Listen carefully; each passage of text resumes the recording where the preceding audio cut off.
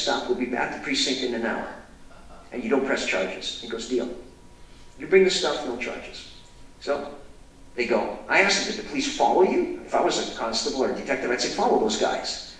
He said, we saw nobody. They never, ever approached István Turkish after this, by the way. Anyway, they go there, take the stuff out, bring it over there, and then they're arrested. The detective lied. So now they're there.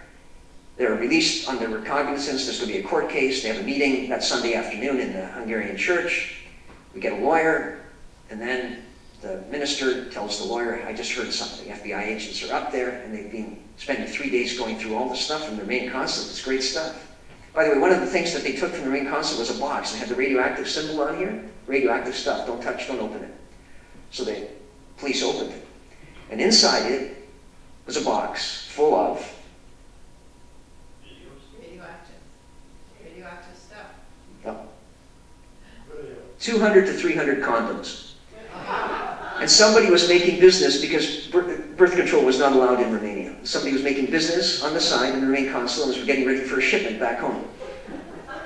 So then the lawyer in Montreal went to the police constable and he said, how's everything going? He says, yeah, those guys are going to be tried now. And they're going to be doing serious time. He goes, yeah, then I guess we'll have to go to the media and tell them about the condoms. The guy drops his jaw.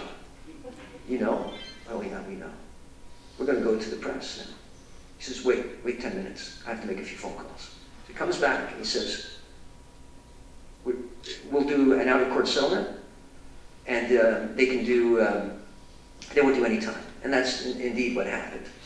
So 2 years on their own recognizance, they have criminal records for the rest of their life, and it actually followed one of them, because George Medry is a businessman now. He's involved in the car industry in Europe. Joe Gaspar, unfortunately, is in very bad shape for abuse reasons. I'm going to meet him Wednesday again, in Windsor. He lives there, and Gaspar lives in Europe, and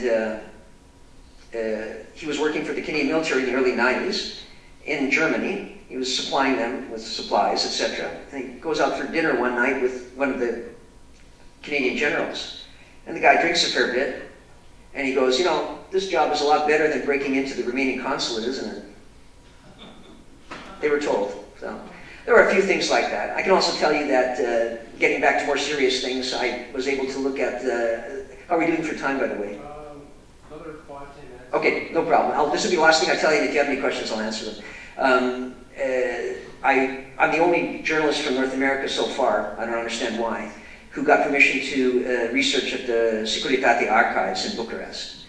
And so I've been there 10 times, 8 times with the ethnic German from Romania, because his Romanian is perfect, mine isn't. And I've been learning it for 3 years, but I mean, I'm far away from what he is. And we go through the files. Sometimes we're there for 3 days, sometimes we're there for 5 days, it depends.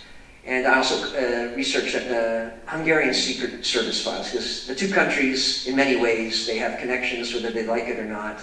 And of course, because of the Hungarian minority in Romania, there's an even bigger connection because of Turkish, who sparked the whole thing, the biggest connection.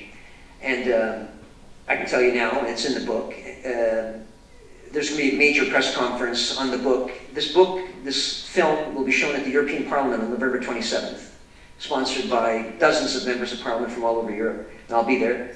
And I can tell you now that on November 15th, 1989, 1 month exactly before the Romanian Revolution started in Timișoara, a Hungarian commando unit crossed the border. 2 officers, 5 soldiers, all heavily armed with weapons the Romanians had never ever seen before. I'm assuming it came from the Americans.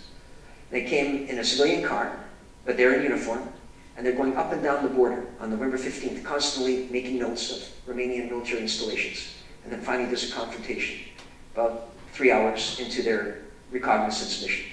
Romanian military unit tries to stop them, says get out of the car, and there's a confrontation. And the Hungarians made motions that any attempt to try and stop them, and they'll wipe them out. They never saw weapons like this before. And the Hungarians got to go back into their cars, weapons pointed, and went back over. Don't tell me something wasn't being planned. I can only find so many things, but that I found. It's a bomb. That was one of the bombshells for me.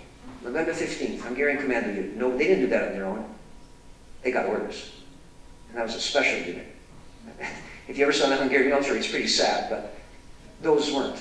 They were very serious. So I'll take any questions if you have any. And if you you didn't, thanks very much for seeing the